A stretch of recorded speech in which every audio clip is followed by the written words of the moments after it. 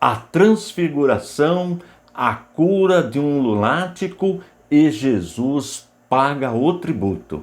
É o que vamos estudar neste vídeo. Seja bem-vindo ao nosso canal e se você está me vendo pela primeira vez, nesta série nós estamos estudando o Novo Testamento capítulo por capítulo. O Novo Testamento é formado por 27 livros. Nós começamos pelo primeiro, o Evangelho segundo escreveu Mateus, que é composto de 28 capítulos. Com este vídeo, nós vamos completar 17 capítulos estudados. Todos os capítulos estudados, as aulas estão disponíveis aí no playlist. Mateus capítulo por capítulo. E os slides que eu apresento durante a aula, eles ficam disponíveis no nosso site, no www.icp.com.br. Eu aconselho você baixar este material, porque ajuda muito no aprendizado. Mas antes de entrar na aula, deixa eu falar destes dois livros para você. Foram escritos pelo meu irmão, o pastor Alberto. Ele é formado em História pela Universidade de São Paulo e mestre em Teologia pelo Mackenzie. Também já morou em Israel. Neste primeiro livro, ele conta toda a história do povo de Israel. É muito importante este material. Já no segundo, ele também conta a história, mas ele enfatiza mais uma perspectiva pentecostal. Se você quiser adquirir esses dois livros, eles estão disponíveis no nosso site, no www.icp.com.br. Mas, se você entrar em contato com a gente por meio do nosso WhatsApp, o 21986223266, e pedir os dois livros, eu dou um desconto para você, tá bom? Agora, chega de moleza, vamos trabalhar. Vamos para a divisão do capítulo 17. A primeira parte vai do primeiro versículo até o versículo 13. O tema é a transfiguração de Jesus. Segunda parte, do versículo 14 até o versículo 23, a cura de um lunático. E a terceira e última parte, do versículo 24 até o 27, que é o último versículo, Jesus paga o tributo. Vamos ler o primeiro versículo. 6 dias depois, Jesus tomou consigo Pedro e os irmãos Tiago e João e os levou em particular a um alto monte. Esse termo, 6 dias depois, ele é importante porque mostra que o que vai acontecer é um fato histórico, não é uma fantasia. Daí a importância, 6 dias depois. Ou seja, existe uma data quando aconteceu a transfiguração. Outro detalhe importante, o que vai acontecer foi visto por 3 pessoas, 3 testemunhas, que eram os 3 apóstolos mais próximos de Jesus, Pedro, Tiago e João. E uma outra informação é que, segundo a tradição, este evento, este fato, aconteceu no Monte Tabor. Vamos dar uma olhadinha no nosso mapa? Todos esses locais postados no mapa nós já aprendemos. E agora acrescentamos o Monte Tabor, onde, segundo a tradição, aconteceu a transfiguração. Fica a mais ou menos 16 quilômetros de Cafarnaum. Vamos agora para a leitura do segundo versículo. E Jesus foi transfigurado diante deles. O seu rosto resplandecia como o sol, e as suas roupas se tornaram brancas como a luz. A palavra transfiguração, na língua grega, que é a língua que foi escrito o Novo Testamento, é metamorfose, que significa mudar de forma. Foi isto que aconteceu com Jesus. Veja que isto aconteceu saindo do próprio Jesus, da natureza divina de Jesus. Não foi uma luz que veio do céu, não. ele passou por uma metamorfose, ele mudou de forma. É isto que significa. Aí nós vemos a natureza divina de Jesus. Para nós que cremos que Jesus é Deus, que ensinamos a doutrina da Trindade, e significa o quê? Que existe um único Deus, mas nós encontramos em Deus três pessoas distintas. O Filho é Deus, o Pai é Deus e o Espírito Santo também é Deus, mas nós não cremos em três deuses, em um único Deus. E neste relato nós vemos a manifestação da natureza divina de Jesus. Agora observe o versículo 3. E eis que lhes apareceram Moisés e Elias, falando com Jesus. Para nós que ensinamos, que acreditamos na imortalidade da alma e provamos que esta doutrina é bíblica, não há dificuldade alguma para entendermos esta aparição. A aparição de Moisés, a aparição de Elias. Por quê? Porque Deus é Deus dos vivos. Mas já para aqueles que ensinam a doutrina do sono da alma, fica difícil explicar. Ora, se Moisés havia morrido, estava inconsciente, como ele pode ter aparecido? Fica difícil. Mas como eu disse, nós não temos dificuldade alguma em entender. E veja que foi um relato histórico registrado, ainda que seja interpretado como uma visão.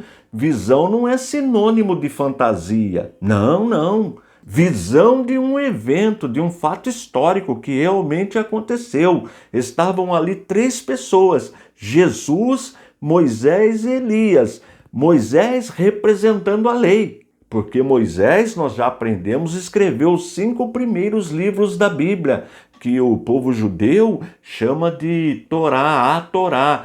Gênesis, Êxodo, Levítico, Números e Deuteronômio. Já Elias está representando os profetas. E nós encontramos nos livros proféticos muitas profecias messiânicas, falando de como seria a vinda do Messias, o nascimento de Jesus, o que ele faria durante a sua vida aqui na terra, como seria sua morte, sua ressurreição. Tudo isto foi registrado pelos profetas. E Elias representa os profetas. Tudo isto mostra a aprovação de Deus Pai. Ou seja, é a confirmação que de fato Jesus é o Cristo, Jesus é o Messias, Jesus é o ungido para nos salvar. É isto que podemos afirmar. Vamos em frente, vamos ler agora o versículo 4. Então Pedro, tomando a palavra, disse a Jesus: Senhor, bom é estarmos aqui. Se o Senhor quiser, farei aqui 3 tendas, uma para o Senhor, outra para Moisés e outra para Elias. Interessante que quando nós lemos as obras dos teólogos piedosos, comprometidos com a palavra de Deus, nós não vemos uma explicação, uma interpretação para o que Pedro disse. Dá a entender que Pedro falou sem pensar. Porque qual seria o objetivo de Pedro com o que ele falou? Nós não sabemos. Embora a ideia de Pedro, as palavras de Pedro são interessantes, são boas, mas nada tem a ver com a missão do Messias, com a missão de Jesus aqui na terra.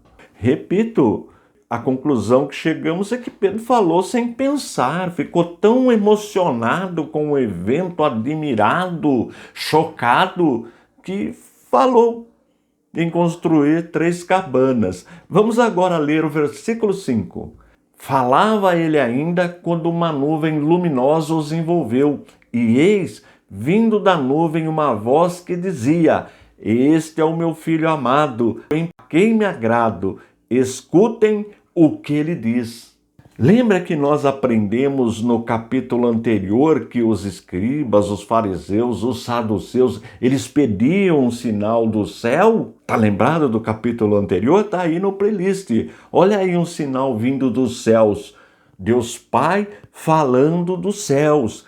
Para aqueles que ensinam o unicismo, que negam a doutrina da Trindade, fica difícil interpretar este versículo. São duas pessoas distintas, o Pai falando dos céus e Jesus aqui na terra, o Filho. Ocorre que só existe um Deus. E nós sabemos que o Pai é Deus, mas o Filho também é Deus e o Espírito Santo também é Deus.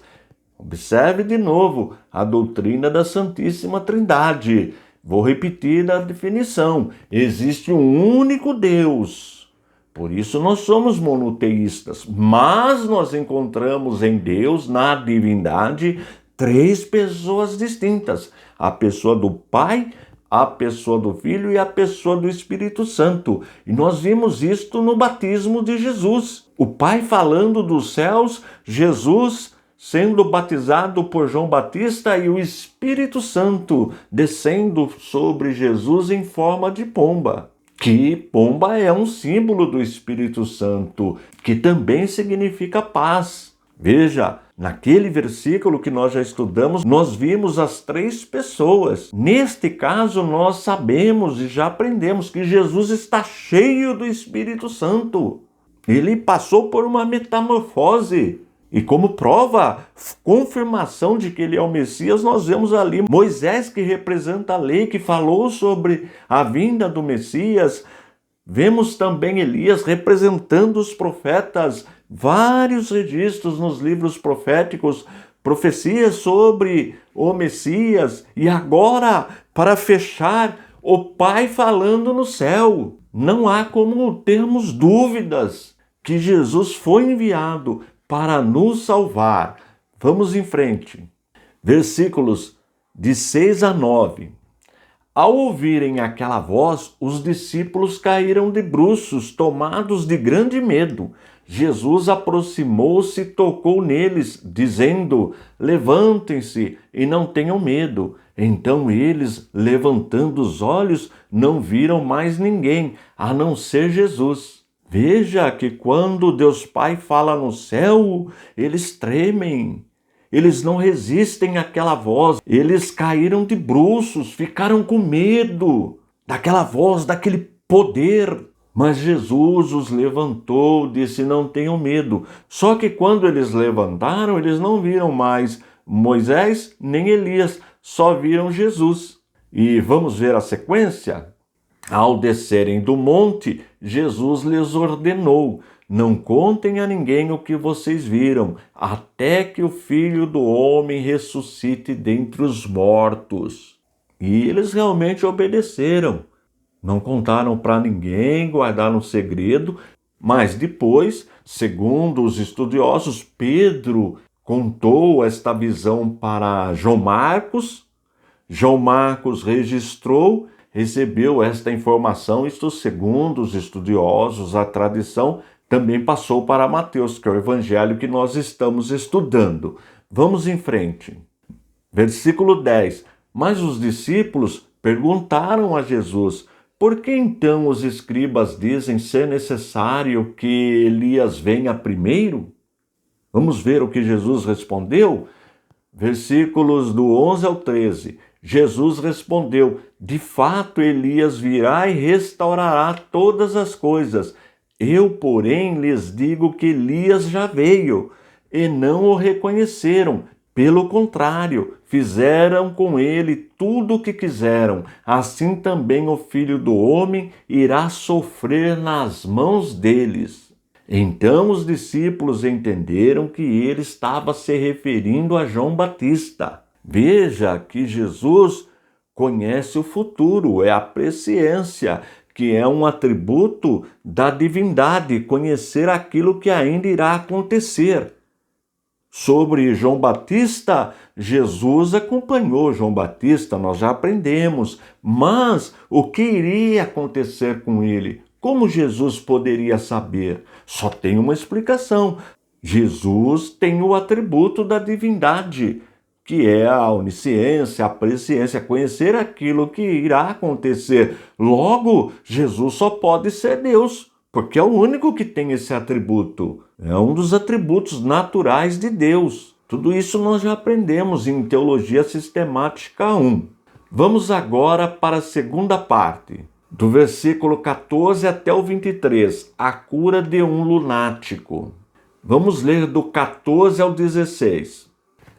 Quando eles chegaram para junto da multidão, um homem se aproximou de Jesus, ajoelhou-se e disse: Senhor, tenha pena do meu filho, porque ele tem convulsões e sofre muito, pois muitas vezes cai no fogo e outras tantas caem na água. Apresentei-o aos seus discípulos, mas eles não puderam curá-lo. A palavra lunático pode ser traduzida por epilepsia, por loucura, mas na verdade o jovem estava endemoniado. Observe a sequência. 17 e 18. Jesus exclamou: Ó geração incrédula e perversa, até quando estarei com vocês? Até quando terei de suportá-los? Tragam o menino até aqui. E Jesus repreendeu o demônio, e este saiu do menino, e desde aquela hora o menino ficou curado. Veja que aquela doença que o menino estava sofrendo era causada por demônio. O contexto nos traz a resposta e o próprio Jesus foi quem disse. Agora observe o versículo 19. Então os discípulos, aproximando-se de Jesus, perguntaram em particular: por que motivo nós não pudemos expulsá-lo? Nós já aprendemos em capítulos anteriores que eles já estavam realizando a obra de Deus. Jesus já havia enviado os seus discípulos, eles foram e voltaram felizes, porque realmente curavam enfermos, expulsavam demônios. Mas, nesse caso, não conseguiram expulsar o demônio. Vamos ver a resposta de Jesus. Versículos 20 e 21. Jesus respondeu: por causa da pequenez da fé que vocês têm. Pois em verdade lhes digo que, se tiverem fé como um grão de mostarda, dirão a este monte: mude-se daqui para lá, e ele se mudará. Nada lhe será impossível. Mas esse tipo de demônio só pode ser expulso por meio de oração e jejum. Primeiro detalhe importante: a fé. Sem fé é impossível agradar a Deus. Para realizar aquele trabalho, para realizar o trabalho de expulsar demônios, de curar enfermos, precisamos de fé. É isto que Jesus está nos ensinando. E nada é impossível para o cristão que tem uma fé genuína. Agora, observe este detalhe. Mas esse tipo de demônio só pode ser expulso por meio de oração e jejum. Está vendo que o texto está entre colchetes? Isto acontece porque esta oração não é encontrada nos manuscritos mais antigos. Logo, os estudiosos chegam à conclusão que isto foi acrescentado. Mas nós encontramos em Marcos a confirmação. Embora em Marcos não apareça a palavra jejum, mas aparece a palavra oração. Mas mesmo assim nós sabemos que em certas circunstâncias nós precisamos de fato orar e jejuar para que a pessoa seja liberta. Eu mesmo já passei por situações como esta, onde o pastor da igreja onde eu servia ao Senhor precisou convocar a igreja para orar e jejuar, para que uma pessoa fosse liberta, e Deus deu vitória para aquela igreja. Eu me lembro que nós ficamos uma semana buscando ao Senhor, jejuando, e a pessoa vivia numa situação terrível. Realmente estava endemoniada, mas foi liberta, graças a Deus. Então não há por que duvidar do que está escrito. Você que serve ao Senhor sabe do que eu estou falando. Mas vamos em frente. Versículos 22 e 23. Quando eles estavam reunidos na Galileia, Jesus lhes disse: O Filho do Homem está para ser entregue nas mãos dos homens, e estes o matarão, mas ao terceiro dia ressuscitará. Então os discípulos ficaram muito tristes. Observe novamente como Jesus poderia saber o que iria acontecer com ele. Como ele poderia saber que iriam matá-lo e que ele iria ressuscitar? Só existe uma explicação: a presciência, a onisciência. Mas sabemos que a onisciência é um atributo da divindade. Só Deus é onisciente, só Deus conhece o futuro. Ora, se Jesus está falando do seu futuro e de fato tudo que Jesus falou foi confirmado, realmente aconteceu, ele só pode ser Deus. De novo, a doutrina da Trindade. Nós cremos em um único Deus, mas encontramos em Deus três pessoas distintas: a pessoa do Pai, a pessoa do Filho e a pessoa do Espírito Santo. Eu tenho vídeos aí no canal só tratando desta doutrina. Vamos em frente. Terceira e última parte: Jesus paga o tributo. Quando Jesus e os discípulos chegaram a Cafarnaum, os que cobravam impostos das 2 dracmas se dirigiram a Pedro e perguntaram: o mestre de vocês não paga as 2 dracmas? Pedro respondeu: claro que paga. Quando Pedro estava entrando em casa, Jesus se adiantou dizendo: Simão, o que você acha? De quem os reis da terra cobram impostos ou tributo? Dos seus filhos ou dos estranhos? Quando Pedro respondeu dos estranhos, Jesus lhe disse: logo os filhos estão isentos. Mas, para que não os escandalizemos, vá ao mar, jogue o anzol e puxe o primeiro peixe que fisgar. Ao abrir a boca do peixe, você encontrará uma moeda. Pegue essa moeda e entregue aos cobradores, para pagar o meu imposto e o seu. Só rapidamente recapitulando o nosso mapa, Jesus está novamente em Cafarnaum. Sobre o imposto, ele foi instituído por Moisés.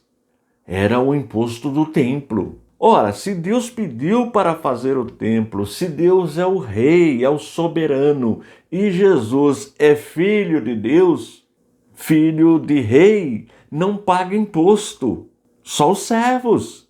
Isto era normal, nós encontramos isso na história, é isso que Jesus está falando. Ora, como ele sendo filho do rei, filho de Deus, precisa pagar imposto, deveria ser isento. Mas, para não escandalizar ninguém, então Jesus pede para Pedro ir até o mar, jogar o anzol, e quando pegar o primeiro peixe, fisgar o primeiro peixe, ao abrir a boca do peixe, ele encontraria uma moeda. E, de fato, isto aconteceu. Veja de novo, como explicar este ensino sem crer que Jesus é Deus?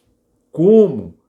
Pedro poderia ir até o mar da Galileia, lançar lá o seu anzol, pegar o primeiro peixe e na boca do peixe ter uma moeda. Só existe uma explicação: Jesus sabe todas as coisas, portanto, Jesus é Deus Todo-Poderoso. Agora você deve ler o texto com calma e, se ficar alguma dúvida, por favor, coloque aí no comentário, que eu teria o prazer de responder para você. E continue nos ajudando, eu sempre deixo aí o nosso link aí na descrição. Copie, cole lá no teu WhatsApp, utilize esse material para ajudar os novos convertidos, para o discipulado, utilize os nossos slides. Fazendo isto, você também fará parte do nosso ministério, que tem como objetivo primordial o ensino da poderosa palavra de Deus. Estou indo embora, forte abraço e fique na paz de nosso Senhor e Salvador, Jesus Cristo.